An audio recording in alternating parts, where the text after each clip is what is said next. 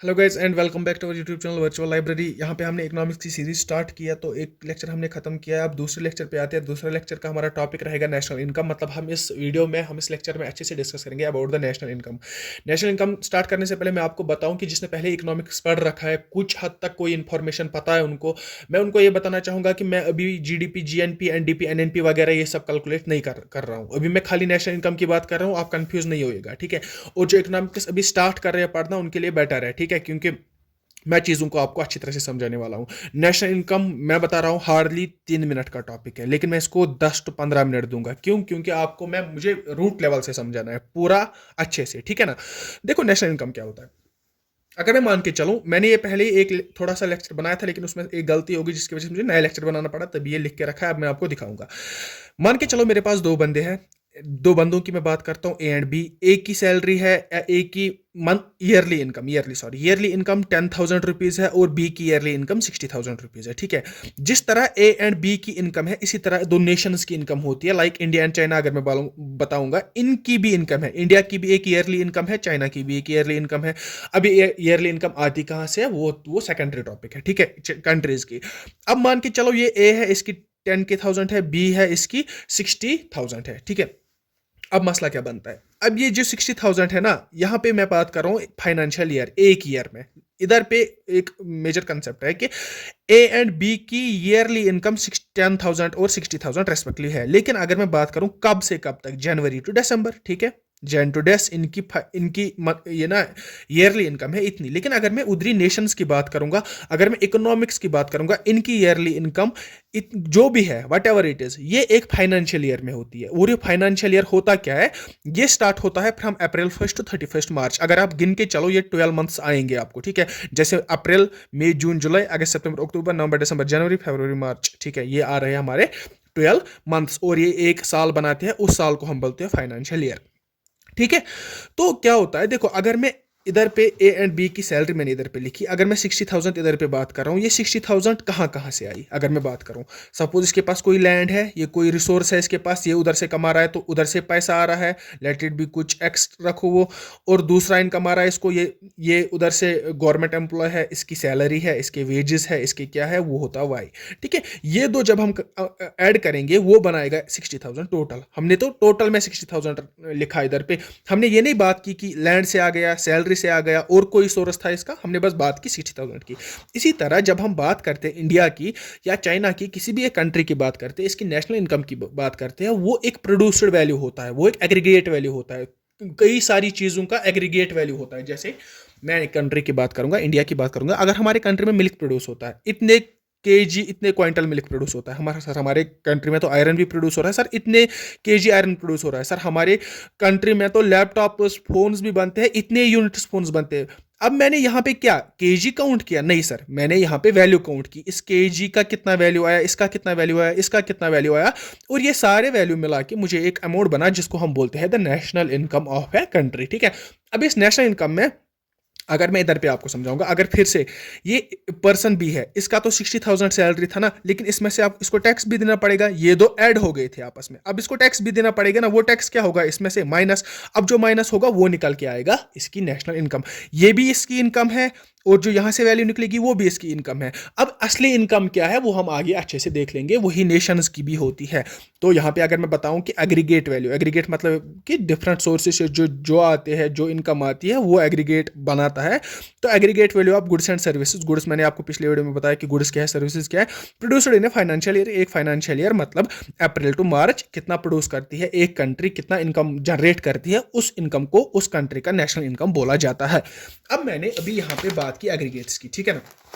Aggregates क्या होते हैं, एग्रीगेट्स कैसे बनते हैं, इसी एग्रीगेट्स को समझने के बाद जब हमारे पास कुछ टर्म्स है जिनसे हम 8 एग्रीगेट्स बनाएंगे। 8 एग्रीगेट्स में से कौन कौन से आते हैं, जीडीपी, जीएनपी, एनडीपी, एनएनपी, ठीक है ना। वो सारे टर्म्स इसी में से आते हैं। और जब तक आप ये एग्रीगेट्स नहीं समझेंगे ना, आई बेट कि आप जीडीपी नहीं समझ पाएंगे, ठीक है ना। आप कभी नहीं समझ पाएंगे। हाँ, जीडीपी आपको बोलेंगे ये क्या है, 5 मिनट के लिए बोलेंगे आपको ये क्या, लेकिन आप समझ नहीं पाएंगे, आप रूट कॉज नहीं समझ पाएंगे, जीडीपी आया कहां से, ठीक है। वही मैं आपको यहाँ पे समझाने की कोशिश करूंगा। देखिए यहाँ पे क्या होता है, यहां पे मैंने बात की एग्रीगेट्स की। एग्रीगेट्स हम बनाते कैसे हैं वो हम बात करेंगे, ठीक है ना। तो एग्रीगेट से हमारा मतलब है जीडीपी, जीएनपी, एनडीपी, एनएनपी, ये सारी चीज़ें हमें निकालनी है। लेकिन ये सारी चीज़ें हम निकालने के कैसे, पहले हम यहाँ पे कुछ पैरामीटर्स पढ़ेंगे। ये पैरामीटर्स जब हम समझ जाएंगे अच्छे से, उसके बाद हम खुद ही बताएंगे, आप खुद ही बताओगे कि जीडीपी और क्या होता है, जीएनपी क्या होता है, फर्क क्या है, कहाँ पे क्या प्लस करना है, कहाँ पे क्या माइनस करना है, ये आप खुद ही बताएंगे, मैं नहीं बताऊंगा, ठीक है ना, आई प्रॉमिस। यहाँ पे मैं पहले बताऊंगा, देखो ग्रॉस और नेट क्या है, ग्रॉस और नेट क्या है। देखो gross value and net value, net value. यहां पे मैं देखो, मैंने एक चीज लाया मार्केट से, मैंने एक फोन लाया, ठीक है। फोन की कॉस्ट था एग्जाम्पल 10 के, 10,000 का मैंने फोन लिया। तो मैं इसका बताऊंगा ये जो वैल्यू है इसकी, ग्रॉस वैल्यू इस फोन की है 10,000। लेकिन अगर मैं नेट वैल्यू बताऊंगा, नेट वैल्यू मैं तब बताता हूं जब मैं इस फोन को किसी टाइम के लिए चलाऊंगा, इस फोन में कोई रिपेयरिंग कॉस्ट आएगा, मेरा कुछ ऐसा हो जाएगा कि मुझे इस फोन की वैल्यू कम हो जाएगी, या तो मैं सिंपल प्लेन अल्फाजों में बोलूंगा टाइम की वजह से। देखो मैंने एक फोन लाया 10,000 का, 4 साल मैंने चलाया, 4 साल बाद आप बताओ मुझे इसका वैल्यू क्या रहेगा। इसका वैल्यू रहेगा हमारा 6K। एग्जाम्पल सर 6K क्यों रहेगा, है ना। आप अगर सेकंड हैंड फोन लेते हो कहीं से, उसका वैल्यू कम क्यों होता है, क्योंकि वो फोन किसी ने चलाया होता है, उसका यूज किसी ने किया होता है किसी टाइम के लिए, उसमें कुछ मेंटेनेंस भी हुई होगी। तो उस सारी चीजों को हम एक सिंगल वर्ड देते हैं, उसका नाम है डेप्रिसिएशन। डेप्रिसिएशन। तो मतलब क्या है, गर्ज क्या है सर मेरे बोलने का मतलब क्या है, मैं इस तरह समझाऊंगा आप कि देखो नेट वैल्यू हमेशा कम होगी ग्रॉस वैल्यू से। ग्रॉस वैल्यू वो वैल्यू जिसका मैंने एक प्रोडक्ट लाया, नेट वैल्यू वो वैल्यू जो डिग्रेड हुआ, जो वैल्यू डिग्रेड हुआ, जो ग्रॉस वैल्यू डिग्रेड हुआ, वही हमें बनाता है नेट वैल्यू, ठीक है ना। आई होप आपको समझ आ गया होगा। और अगर मैं आपको इधर पे लिखूं ग्रॉस और नेट, ठीक है, ग्रॉस और नेट, अगर मेरे पास एक वैल्यू है, इस वैल्यू का मुझे बताना है अब इसका नेट वैल्यू क्या होगा। मतलब मैंने 4 साल के लिए कोई चीज चलाया, अब इसका नेट वैल्यू क्या होगा, मैं बताऊंगा सर ग्रॉस वैल्यू से नेट वैल्यू तक जाने के लिए हमें माइनस करना पड़ेगा। हाँ जी, माइनस करना पड़ेगा। माइनस क्या करना पड़ेगा, डेप्रिसिएशन। डेप्रिसिएशन मैंने आपको बताया, डेप्रिसिएशन क्या होता है, वो डिग्रेडेड अमाउंट जो हुआ by either wear and tear, either by repairing हो गई उसकी, इधर आपने बहुत टाइम के लिए चलाया, तो वैल्यू जो कम हो गया उसको हम बोलते हैं डेप्रिसिएशन। तो ग्रॉस वैल्यू वो वैल्यू होता है जिसका हम एक प्रोडक्ट लाते हैं, और नेट वैल्यू वो वैल्यू होता है जो कि ग्रॉस वैल्यू से निकलता है माइनस डेप्रिसिएशन करके, ठीक है। और अगर मुझे नेट वैल्यू दिया होगा, मुझे ग्रॉस वैल्यू ढूंढना है, तो मुझे प्लस डेप करना पड़ेगा। मैं डेप इसको बोलते हैं, मैं भी डेप ही बोलूंगा। ग्रॉस वैल्यू से नेट वैल्यू तक जाने के लिए मुझे माइनस डेप करना पड़ेगा, नेट वैल्यू से ग्रॉस वैल्यू तक आने के लिए मुझे प्लस डेप करना पड़ेगा। गर्ज मुझे इस बात से है कि ग्रॉस वैल्यू किसी एक प्रोडक्ट की ग्रॉस वैल्यू आपको समझ आ रही है और नेट वैल्यू समझ आ रही है, ठीक है ना। और इसके साथ हमारे पहले 2 पैरामीटर्स हो गए, ठीक है। अब मैं तीसरा और चौथा पैरामीटर पढ़ूंगा, ठीक है ना। तीसरा और चौथा पैरामीटर क्या है, तीसरा और चौथा मैं इधर पे लिखूंगा डोमेस्टिक, नेशनल, ठीक है। देखो अब डोमेस्टिक वैल्यू क्या होता है, डोमेस्टिक वैल्यू वो होता है जो मनी प्रोड्यूस की है विद इन द कंट्री। एक कंट्री हमारी इंडिया है, इस कंट्री में कितनी अमाउंट ऑफ मनी प्रोड्यूस हुआ, उसको हम बोलते हैं डोमेस्टिक वैल्यू।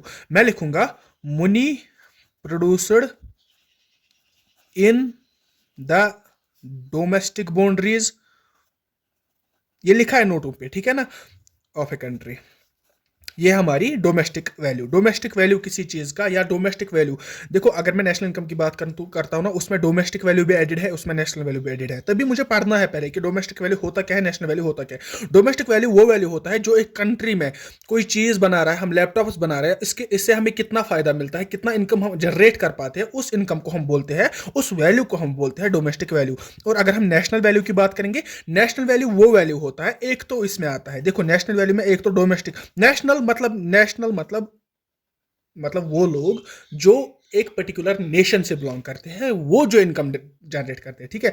नेशनल मतलब वो लोग जो एक पर्टिकुलर कंट्री से बिलोंग करते हैं, वो कितना इनकम बनाते हैं, ठीक है। लाइक मैं हूं और मेरा भाई है, ए एंड बी, हम दोनों नेशनल्स हैं। नेशनल्स किस कंट्री के हैं, इंडिया के। मैं भी इंडिया की बात कर रहा हूं। अगर मैं नेशनल हूं इंडिया का, बी भी नेशनल है इंडिया का, ठीक है, ये मेरा भाई है, ये मैं हूं, मैं इधर पे एक इनकम जनरेट कर रहा हूं लाइक 10,000, बी मेरा भाई वो बाहर गया है, उसने बोला मुझे ज्यादा पैसों की जरूरत है, वो 20,000 जनरेट कर रहा है, वो इनकम अर्न कर रहा है 20,000, ये घर भेज रहा है। अब ये घर जब भेज रहा है तो इसके साथ ऐड होगा ना 10K प्लस 20K, मतलब मेरा टोटल वैल्यू कितना आ गया 30K। ये जो 30K आ गया ना, ये मेरा वैल्यू है, कौन सा वैल्यू, नेशनल वैल्यू। क्योंकि नेशनल्स ने एक इनकम बनाई ना, नेशनल्स कौन से हुए, जो इंडिया से बिलोंग करते हैं, जो एक कंट्री से बिलोंग करते हैं। हाँ वो फॉरेन में काम करते हैं, ये फॉरेन में गया काम करने, लेकिन इसने पैसा जो उधर पे कमाया वो इसने फिर से भेजा किधर, इंडिया में ही। अब जो इंडिया में डोमेस्टिक बाउंड्रीज में अर्न होता है, एक इनकम आती है, उस इनकम को बोलते हैं नेशनल इनकम, क्योंकि वो खाली Indians Indians in India calculate होती है। याद रखिएगा, डोमेस्टिक इनकम या डोमेस्टिक वैल्यू कैलकुलेट की जाती है कौन सी, जो कि इंडिया के लोग इंडिया में प्रोड्यूस कर रहे हैं, या तो बाहर के लोग नहीं, सॉरी, डोमेस्टिक खाली जो कि डोमेस्टिक बाउंड्रीज में बन रहा है। अब नेशनल इनकम है, अब मान के चलो ये मैं हूं, ये बी है, ठीक है, हम दो एक ऑफिस में काम कर रहे हैं और हमारे साथ एक तीसरा बंदा काम कर रहा है, वो है सी, ठीक है। ए मैं हूं, बी मेरा भाई है, ये बाहर काम कर रहा है। अब सी है, ये बाहर का है लेकिन इधर काम कर रहा है। अब ये जो इनकम यहां से बनाएगा, या अपने घर भेजेगा या अपने कंट्री भेजेगा। अब तो ये इनकम हम इसमें से नहीं जोड़ेंगे ना, हम तो ये इनकम नहीं जोड़ेंगे ना, हम किसकी जोड़ेंगे, ए एंड बी की, मतलब नेशनल्स की, जो मैंने पहले बात की। जो नेशनल्स होंगे उनकी इनकम उनकी इनकम ऐड होगी, उनका मनी का वैल्यू ऐड होगा, चाहे वो इंडिया में काम कर रहे हैं, चाहे वो इंडिया से बाहर काम कर रहे हैं, उनका वैल्यू ऐड होगा। लेकिन अगर अब कोई बाहर का फॉरिनर इधर काम कर रहा है, उसका वैल्यू ऐड नहीं है, उसका वैल्यू ऐड नहीं होगा, जो वो मनी बनाएगा उसका वैल्यू ऐड नहीं होगा। उस वैल्यू को हम बोलते हैं नेशनल वैल्यू। मैं जरा सा थोड़ा एक्सप्लेन करूं, एक्सप्लेन क्या मैं लिखूंगा, ठीक है ना, आप देखिए मैं कैसे लिखता हूं, मैं चीज़ों को कैसे बनाता हूं। तो इस सिंपलेस्ट वे में मैंने इस तरह लिखा, डोमेस्टिक वैल्यू वो वैल्यू होता है जो मनी प्रोड्यूस होती है इन इंडिया, डोमेस्टिक बाउंड्रीज में जो मनी प्रोड्यूस होती है, लाइक इंडिया में जो मनी प्रोड्यूस होगी, वो उस वैल्यू, उस मनी का वैल्यू है, उसको बोलते हैं डोमेस्टिक वैल्यू, ठीक है ना।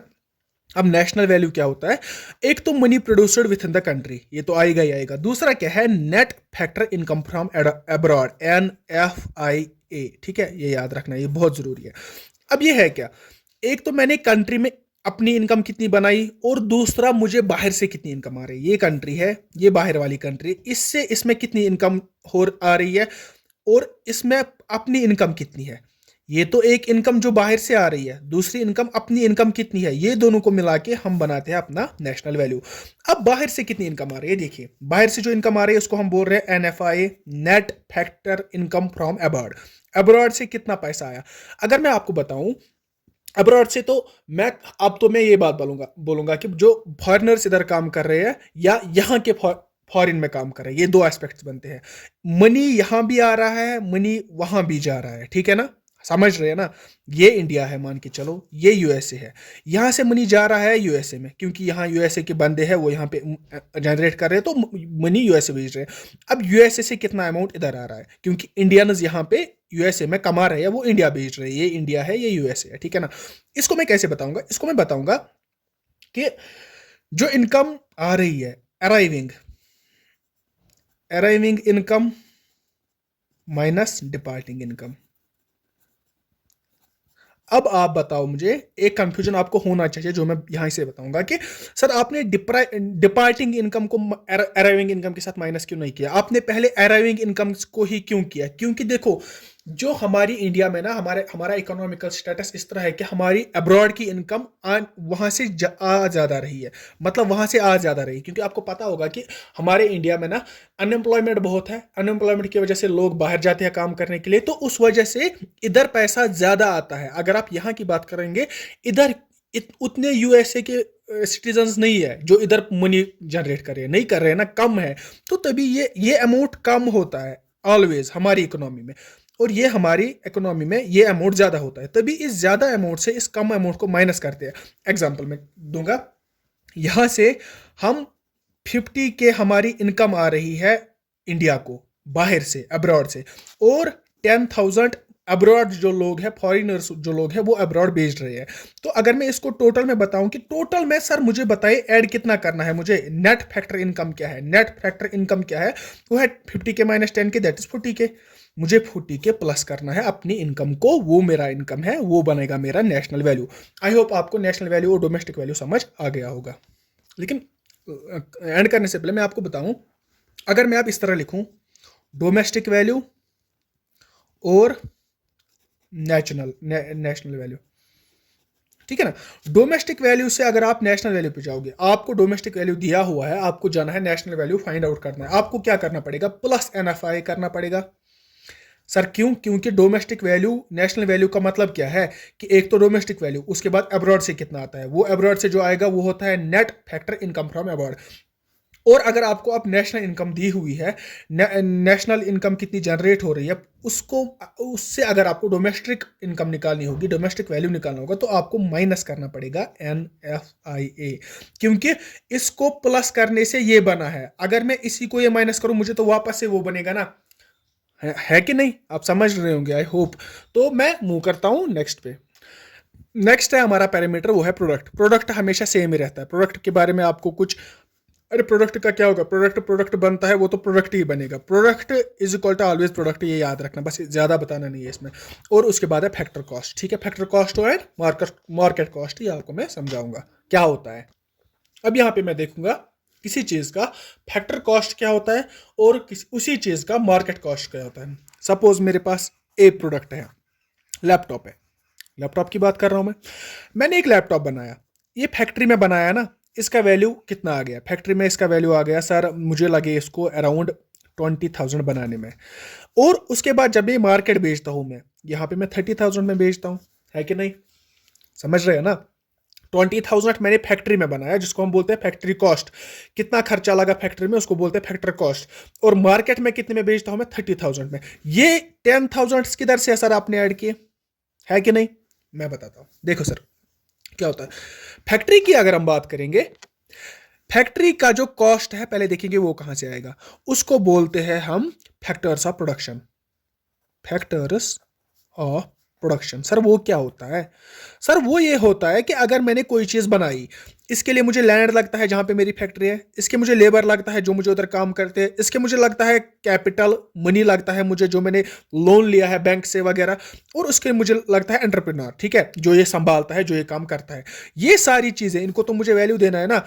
सपोज टू भी मैं इसको 10,000 दे, आई मीन 5,000 देता हूँ, इसको 5,000 देता हूँ, इसको 4,000 देता हूँ, इसको 5,000 देता हूँ, 1,000 में अपने लिए रखता हूँ वगैरह, अपना प्रॉफिट रखता हूँ। ये सारी चीजें जब इंक्लूड कैलकुलेट करेंगे हम, वो आता है हमारा 20K, ठीक है। इस चीज के लिए, इस एक लैपटॉप के लिए वो वैल्यू आता है 20K। कौन सा? फैक्टर्स ऑफ प्रोडक्शन में लैंड, लेबर, कैपिटल और एंटरप्रेन्योर रहा होता है हमारा, उनका वैल्यू जब हम ऐड करते हैं वो आता है हमारा फैक्टर कॉस्ट। वरना तो मैं ये भी बोल सकता था कि फैक्ट्री में कितना कॉस्ट लगा हमें, वो है 20K, बस हो गया खत्म फैक्टर कॉस्ट। लेकिन नहीं, अगर हम फैक्टर कॉस्ट को और डीपली अंडरस्टैंड करेंगे, इसमें फैक्टर्स ऑफ प्रोडक्शन होते हैं भाई, कौन कौन सी चीजें हैं जिन्होंने प्रोड्यूस की, कहां कहां पे हमारा इन्वेस्टमेंट लगा, लैंड में लगा, लेबर में लगा, कैपिटल में लगा, एंटरप्रेन्योर में लगा, तो वो सम अप करके मैं वैल्यू देता हूं 20K, और वही वैल्यू कहलाता है हमारा फैक्टर कॉस्ट। आई होप समझ आ गया होगा। और इसी वैल्यू को जब मैं मार्केट बेचता हूं, वो बन जाता है 30K। 30K में मार्केट में बेचते हैं। सर ये 10K फिर आया कहां से, ये कहां से इंट्रोड्यूस किया उन्होंने? सर मैं बताता हूं। सर इधर पे गवर्नमेंट मतलब आती है। गवर्नमेंट क्या करती है? गवर्नमेंट बोलती है भाई आप तो फैक्ट्री में बना रहे हो, ओके नाइस, आप काम कर रहे हो, आपको 20K लगा, लो मेरा टैक्स दो, मेरा 10K टैक्स दो। तो टैक्सेस मैं बताऊंगा, इनडायरेक्ट टैक्सेस। इनडायरेक्ट टैक्सेस में जिसको हम बोलते हैं GST, ठीक है, GST की मैं बात करूंगा। अब गवर्नमेंट ने इस पे लगाया GST कितना लगाया? 10K। तो मेरा मार्केट कॉस्ट कितना आएगा? 30K आएगा। या तो और भी प्रॉफिट ऐड होगा, मैं आपको समझा रहा हूं असल में होता क्या है। 10K लगाया किसने? गवर्नमेंट ने। अब मेरे फैक्टर कॉस्ट को ऐड जब होता है मेरा टैक्स, उस टैक्स को मैं बोलूंगा NIT। टैक्स में लिखूंगा NIT। सर NIT क्यों लिखोगे? मैं बोलूंगा नेट इनडायरेक्ट टैक्स या टैक्सेस। जो भी मुझे इनडायरेक्ट टैक्सेस लगे मैं वो ऐड करूंगा। सर ऐड किसको करोगे आप? फैक्टर कॉस्ट को। सर उससे क्या मिलेगा मुझे? सर मार्केट कॉस्ट मिलेगा। आई होप आप समझ रहे होंगे, ठीक है। मैं इधर पे दिखाऊंगा आपको। यहां पे फैक्टर कॉस्ट है किसी भी चीज का, यहां पे मार्केट कॉस्ट है उसी चीज का, मार्केट कॉस्ट। फैक्टर कॉस्ट से जब मैं मार्केट कॉस्ट पे आता हूं, मुझे क्या करना है, प्लस एनआईटी करना है ना। देखो सर, फैक्टर कॉस्ट को चार्ज हो गए टैक्सेस, उन टैक्सेस को मैं बोलता हूं नेट इनडायरेक्ट टैक्सेस, वो टैक्सेस ऐड हो गए, उन्होंने हमारा बनाया मार्केट कॉस्ट। अब अगर मेरे पास कोई चीज है, लाइक ए पेन है, इसका 5 रुपये मेरा मार्केट कॉस्ट है, 10 रुपीज मेरा मार्केट कॉस्ट है, ठीक है, मैंने 10 रुपीज में लाया है। अब अगर मैं बताऊंगा, अगर मैं कैलकुलेट करने बैठूं कि इसका कितना बनाने में कितना खर्चा लगा मुझे, मैं बताऊंगा सर प्लास्टिक का आप रख लो दे 2-3 रुपया, ये इसमें इंक है, इसका भी रख लो 2-3 रुपया, इसको एक एक आदमी लगा होगा बनाने में, उसका भी रखो 1 रुपया, उसको इलेक्ट्रिसिटी लगी होगी बनाने में। यही तो फैक्टर्स ऑफ प्रोडक्शन है। और मेनली मैंने बताया आपको, ये याद रखना, ये बहुत जरूरी है इकोनॉमिक्स में, land, labour, capital and entrepreneurship, यही हमारा बनाता है फैक्टर ऑफ कॉस्ट। अब अगर मुझे जाना है मार्केट कॉस्ट से फैक्टर कॉस्ट पे, तो मैं सीधे क्या करूंगा, नेट इनडायरेक्ट टैक्सेस को माइनस करूंगा। जब मैं टैक्स हटाऊंगा, जब मैं अपने ये मार्केट को, इसका जब फॉर्मेशन हो गई, ये 7 रुपए में बना, उसके बाद 3 रुपए इसने गवर्नमेंट ने टैक्स लगाए, बन गए 10 रुपए, तो मेरा मार्केट में प्राइस आ गया इसका 10 रुपए। लेकिन अगर मैं बताऊं कि इसका फैक्ट्री प्राइस कितना है, फैक्ट्री में कितने में तैयार हो गया था, मैं बताऊंगा ना कि सर इसमें से टैक्स माइनस कर दो। मैं इस 10 रुपीज में से 3 रुपीज टैक्स माइनस कर देता हूं, करूंगा, तो मेरे 7 रुपए जो आएंगे वो मेरा बनाता है फैक्टर कॉस्ट। वही मैंने बताया, फैक्टर कॉस्ट से जब आपको मार्केट कॉस्ट पे जाना है तो आपको प्लस करना है एनआईटी, क्योंकि फैक्टर कॉस्ट को ऐड होता है इनडायरेक्ट टैक्सेस लाइक जीएसटी। इधर पे मैं लिखूंगा फैक्टर कॉस्ट पे जीएसटी ऐड हुआ, उसने बनाया मार्केट कॉस्ट। अब अगर मुझे देखना है कि मार्केट कॉस्ट इतना है, अब मुझे देखना है फैक्टर कॉस्ट कितना है, मैं बताऊंगा सर एनआईटी आपको माइनस करना पड़ेगा, वो देगा हमारा फैक्टर कॉस्ट। आई होप आपको चीजें समझ आ गई होंगी। यहां पे और एक बात है, मैंने इधर पे लिखा एनआईटी मतलब नेट इनडायरेक्ट टैक्सेस, ठीक है। नेट क्यों मैंने लिखा, मैं तो सीधे इनडायरेक्ट टैक्सेस लिखता। देखो क्या होता है, देखो एनआईटी अगर मैं और एक्सप्लेन करूंगा ना, मैंने आपको बताया मैं चिप लेवल से पढ़ाऊंगा आपको। इसमें आते हैं हमारे इनडायरेक्ट टैक्सेस, माइनस होता है सब्सिडी। सर वो क्या है, सर मैंने एक गैस सिलेंडर लाया, ठीक है, गैस सिलेंडर एक लाया मैंने मार्केट से लाया 1000 रुपीज का, मुझे गवर्नमेंट प्रोवाइड कर रही है सब्सिडी इस पे, लाइक 400 रुपीज मुझे सब्सिडी प्रोवाइड कर रही है। लेकिन और क्या कर रही है गवर्नमेंट, चढ़ा कितना रहा है 100 रुपीज टैक्स। मैं बताऊंगा एनआईटी जो इस गैस सिलेंडर का बन गया, नेट इनडायरेक्ट टैक्सेस जो इस गैस सिलेंडर का बन गया टैक्सेस में, एक तो 100 रुपीज, लेकिन यहां से एक तो 100 रुपीज मुझे जोड़ने हैं, किसको जोड़ने हैं सर, फैक्टर कॉस्ट को। फैक्टर कॉस्ट मेरा है 1000 है ना, इसमें मैं 1000 रुपीज जोड़ूंगा। और लेकिन मुझे गवर्नमेंट है ना सब्सिडी दे रही है 400 रुपीज, वो 400 रुपीज में इसमें जोड़ू, मुझे बताओ, नहीं, वो 400 रुपीज में माइनस करूंगा। तभी मैं लिखता हूं एनआईटी जो नेट इनडायरेक्ट टैक्सेस बनते हैं ना हमारे, वो होते हैं indirect taxes like GST. Net में जीएसटी नहीं आएगा, नेट इनडायरेक्ट टैक्सेस जो मैंने इधर पे लिखा है ना, net indirect taxes like GST, वो नहीं आएगा, इनडायरेक्ट टैक्सेस में जीएसटी आएगा। और माइनस करता हूं मैं सब्सिडीज, आपको दिख रहा होगा, हाँ सब्सिडीज। जब मैं सब्सिडीज माइनस करूंगा, इनडायरेक्ट टैक्सेस ऐड करूंगा, वही मेरा बनाता है एनआईटी। अब मैं हर जगह तो ये नहीं लिखूंगा ना, देखो क्या होता है, अगर मुझे अब फैक्टर कॉस्ट से आना है मार्केट कॉस्ट तक, ठीक है ना, मार्केट कॉस्ट तक, मैं क्या करूंगा, मैं इसको टैक्सेस ऐड करूंगा, मैं इसको सब्सिडी माइनस करूंगा, वो मुझे बताएगा मार्केट कॉस्ट। अब मैं हमेशा ये नहीं करूंगा ना, मैं सिंपली इसको लिखता हूं एनआईटी, क्योंकि ये वैल्यू मुझे पहले ही दी हुई होती है। अब एनआईटी में सीधे इसको माइनस प्लस करता हूं, है ना, फैक्ट्री कॉस्ट को मैं प्लस करता हूं एनआईटी, वो मुझे देता है मार्केट कॉस्ट। लेकिन ये एनआईटी मैंने आपको बताया इधर है, इनडायरेक्ट टैक्सेस माइनस करनी है हमारी सब्सिडीज। आई होप सारा कुछ आपको समझ आ गया होगा, आई होप सो। चलिए जी, हम कहाँ पहुंचे, हमने इधर तक सारा पढ़ा है। मैंने आपको पढ़ाया कि ग्रॉस क्या होता है, नेट क्या होता है, डोमेस्टिक क्या होता है, नेशनल क्या होता है, प्रोडक्ट क्या होता है, फैक्टर कॉस्ट क्या होता है, मार्केट कॉस्ट क्या होता है। आई रिक्वेस्ट एवरीवन जिसने ये अभी तक ये लेक्चर नहीं समझा ना, आप आगे नहीं जाइए, आप पहले उसको रिविजन कीजिए, उसके बाद जब इस पे आएंगे ना फिर से आप फिर से स्टार्ट कीजिए। मैं अब दिखाता हूँ कि एग्रीगेट्स कैसे बनते हैं। जिन एग्रीगेट्स की मैंने बात की थी, हमारे पास 8 एग्रीगेट्स होते हैं नेशनल इनकम को मेजर करने के लिए, वो 8 एग्रीगेट्स क्या होते हैं। देखो एग्रीगेट्स कैसे बनते हैं, ग्रॉस से हमारे 4 एग्रीगेट्स बनेंगे, मतलब ग्रॉस से हमारे 4 बनेंगे, नेट से हमारे 4 बनेंगे, ठीक है ना, ग्रॉस से हमारे 4 बनेंगे, नेट से हमारे 4 बनेंगे। स्टार्ट जो भी एग्रीगेट होगा ना, या तो ग्रॉस से होगा या तो नेट से होगा। स्टार्ट डोमेस्टिक या नेशनल से नहीं होगा, स्टार्ट ग्रॉस एंड नेट से होगा, माइंडेड, ठीक है। चलो बनाते हैं हम एग्रीगेट्स, आप खुद ही बनाएंगे। देखो पहला एग्रीगेट जो बनता है हमारा वो है gross domestic product at factor factor इस तरह फैक्टर कॉस्ट लिखते हैं नीचे थोड़ा सा। दूसरा बनता है हमारा gross domestic product at market cost. Sir कहाँ से बनाया? Gross domestic product at factor cost, gross domestic product at market cost. अब मैं बनाऊंगा gross national product at factor cost, gross national product at market cost. वो मैं इस तरह लिखूंगा, gross national product at factor cost. चौथा मैं लिखूंगा gross national product at market cost. बन गए हमारे ग्रॉस वाले चार। अब हम बनाएंगे नेट वाले चार। नेट वाले चार किस तरह बनेंगे सर? नेट से स्टार्ट करते हैं।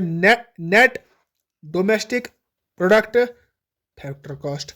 सर फिर से net domestic product market cost. आ गया, ये आ गया हमारा फिफ्थ, ये हो गया हमारा सिक्स। सेवंथ क्या बनेगा सर? फिर से नेट से स्टार्ट करते हैं। नेट डोमेस्टिक तो हमने किया, अब नेशनल से करेंगे। Net national product at factor cost. आठवां क्या बनेगा सर हमारा? Net national product at market cost. बन गए हमारे 8 एग्रीगेट्स। हमारा वीडियो भी एंड हो गया ऑलमोस्ट। लेकिन मैं आपको अभी बताऊंगा कि अगर मैं आपको सीधे ही बोलता सर जीडीपी है या जीडीपी में बाउंड्रीज कैलकुलेट होती है, जीडीपी में वो होता है, जीडीपी में ये होता है, सर वो सारी चीज़ें याद नहीं रहती है। रहती भी है तो वो एक रटाफिकेशन होता है, वो गोटा होता है। लेकिन ये देखिए, अगर आप मैं बताऊंगा जीडीपी क्या होता है, ग्रॉस की आप वैल्यू की बात करेंगे, अगर ओरिजिनल वैल्यू क्या होता है, ठीक है ना। फिर डोमेस्टिक जो एक बाउंड्री में बनाता है, फिर प्रोडक्ट तो प्रोडक्ट ही है, मतलब जीडीपी तो आप बता सकते हैं ना मुझे कि जीडीपी क्या है। इधर पे मैं आपको बताऊंगा कि एनडीपी क्या है, नेट मतलब डेप्रिसिएशन माइनस की हुई है। फिर आप बताएंगे डोमेस्टिक मतलब क्या है कि डोमेस्टिक बाउंड्रीज में है, प्रोडक्ट मतलब प्रोडक्ट। अब क्या इसमें इतना सारा मसला था जो मुझे अपना आपको भी खुश करना था, मुझे भी खुश करना था। आपको वो 7 पैरामीटर समझने हैं। 7 पैरामीटर्स में से अगर एक भी कंफ्यूजन रहा ना, आपको ये समझ नहीं आएगा, कुछ समझ नहीं आएगा। वो 7 पैरामीटर्स आपको समझ आएंगे, ये सारी चीजें आपको समझ आएंगी। कल हम अच्छे से पढ़ेंगे जीडीपी, एनडीपी, जीएनपी, एनएनपी, ये सारी चीजें हम अच्छे से पढ़ेंगे। अभी के लिए हम पढ़ते हैं, just a second, let me check. देखो मेरे भाई, अब जिसको ये लेक्चर समझ आ गया है ना, वो इधर पे ये न्यूमेरिकल करे, ठीक है ना। अब जो ये न्यूमेरिकल कर पाएगा, जिसको ये न्यूमेरिकल समझ आएगा, अगर पहले इंस्टेंस पे तो कर नहीं पाएगा, क्योंकि ये तो ना तो ये जीकेएसएस भी पूछेगा, ना तो एसएससी पूछेगा, कोई नहीं पूछेगा। लेकिन मैं इसलिए बता रहा हूं ताकि आपको चीजें पूरी अच्छी तरह से क्लियर हो, और जिसको क्लियर हुई होंगी ना, वो ये अच्छे से करेगा। पहले अटेम्प्ट में भी नहीं होगा, लेकिन दूसरे अटेम्प्ट में अच्छे से होगा, या अगर मैं समझाऊंगा मेरे समझाने पे वो अच्छे से समझेगा। देखो, कैलकुलेट करना है एनडीपी एट फैक्टर कॉस्ट, दिया हुआ है हमें जीएनपी एट मार्केट प्राइस, ठीक है, या मार्केट कॉस्ट, ठीक है। यहां पे अगर मैं बात करूंगा एनडीपी, एन क्या है? नेट, दिया हुआ क्या है? ग्रॉस। यहां पे मैं मुझे क्या करना है? मुझे पहले निकालना है एनडीपी एट एफसी, ये मुझे निकालना है। निकालना कहां से है? GNP at MC. तो मुझे यहां से यहां जाना है, जो ये है ये दिया हुआ है, यहां से मुझे यहां जाना है। सर वो क्या होता है? सर ग्रॉस से मुझे अगर नेट पे जाना है, ग्रॉस से अगर मुझे नेट पे जाना है, मुझे माइनस डेप करना पड़ेगा। याद अगर होगा आपको, ग्रॉस वैल्यू क्या होता है? एक चीज की वैल्यू, और अगर उसको हम नेट वैल्यू देखेंगे, उसको माइनस डेप्रिसिएशन करते हैं, तो वही माइनस डेप्रिसिएशन अगर करेंगे मुझे एन मिलेगा। मुझे मुझे जीएनपी से क्या बनाना है? एनडीपी। लेकिन मैं बनाऊंगा कैसे? जब मैं इस जी को माइनस करूंगा डेप्रिसिएशन से। अब दूसरी बात, मेरा दूसरा है नेशनल नेशनल वैल्यू या नेशनल इनकम। नेशनल इनकम नहीं, national value, national price. National value क्या है और डोमेस्टिक वैल्यू क्या है, ठीक है। नेशनल वैल्यू से अगर मुझे डोमेस्टिक वैल्यू पे जाना है, मुझे कैसे जाना है? सर नेशनल वैल्यू बनता है जब हमारा डोमेस्टिक वैल्यू प्लस होता है नेट फैक्टर इनकम फ्रॉम अबॉर्ड। लेकिन अगर मुझे अब नेशनल वैल्यू पे डोमेस्टिक वैल्यू जाना है, मुझे नेशनल वैल्यू को माइनस करना पड़ेगा नेट फैक्टर इनकम फ्रॉम अबॉर्ड। ये आप पीछे जाइए, लिखा हुआ है सारी, तो माइनस करूंगा मैं net factor income from abroad. Product ही है, पी इधर है, पी इधर, पी। अब मुझे जाना है मार्केट प्राइस से फैक्टर कॉस्ट पे। ये दिया हुआ ना, इससे मैं यहां जा रहा हूं ना। मार्केट प्राइस से फैक्टर कॉस्ट पे जाने के लिए सर मुझे क्या करना पड़ता है? सर मार्केट प्राइस वो प्राइस होता है जो फैक्टर प्राइस को प्लस करते हैं टैक्सेस, इनडायरेक्ट टैक्सेस। तो अगर मैं मार्केट प्राइस को माइनस करूंगा टैक्सेस, वो मुझे निकलेगा फैक्टर कॉस्ट। मतलब मार्केट प्राइस से अगर मैं जाऊंगा फैक्टर कॉस्ट पे, तो मुझे एनआईटी माइनस करना पड़ेगा, net income, net indirect taxes. तो इधर पे अगर मैं लिखूंगा एनडीपी एट एफसी मुझे निकालना है, किसके बराबर है? जीएनपी एट एमपी मुझे दिया हुआ है वो 8000 है, माइनस डेप्रिसिएशन 600 करूंगा, माइनस एनएफआई मतलब माइनस 300 करूंगा मैं। एनआईटी नेट इनडायरेक्ट टैक्सेस 700 है, सारे वैल्यूज इधर दिए हुए हैं, मैं खाली इसको माइनस कर रहा हूं, मुझे निकलेगा एनडीपी एट एफसी। तो आई होप आपको समझ आ गए। ये चीजें जी केसेस भी नहीं पूछेगा, जस्ट कि आपको एक व्यू मिले कि हम क्या से क्या पढ़ रहे हैं, तभी मैंने आपको ये बताया। अगर आप फिर से आप टेस्ट देना चाहते हैं खुद को, यहाँ पे मैंने एक क्वेश्चन लिखा रखा है, आप इसका आंसर मुझे कमेंट सेक्शन में दे सकते हैं, मुझे बता सकते हैं, ताकि मुझे भी समझ आएगी। आए कि किन किन को समझ आ रहा है और कितना समझ आ रहा है। और अगर मुझे आपको लगता है कि कोई चेंज करने की जरूरत है, आप मुझे या तो डायरेक्टली मैसेज कर सकते हैं या तो मुझे कमेंट सेक्शन में बता सकते हैं। वीडियो देखने के लिए थैंक यू। कल हम जीडीपी, एनडीपी, एनएनपी, जेएनपी अच्छे से सब पढ़ेंगे, अच्छे से डिस्कस करेंगे सारी चीज़ें। Till then take care and God bless you. Thank you for watching. Bye.